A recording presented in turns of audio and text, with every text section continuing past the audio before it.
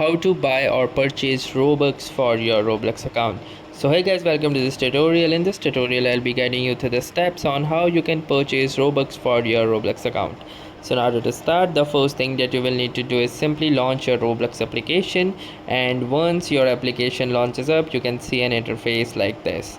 Now once you are inside your home page, simply click onto this Robux icon right here, and the moment you will do this, it will show you the balance right here. So currently I have no Robux at all, and in order to buy this I have some options. So either I can buy Robux packages, and here you can see the actual cost and the amount of Robux that you will be getting, or also you can get up to 25% more Robux by subscribing to this particular pack. So it will cost you 1,000 rupees per month and you will get 1,000 Robux per month.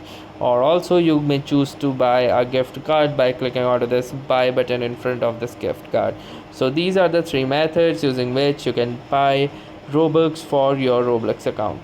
So that was all for this tutorial. Thanks for watching and have a nice day.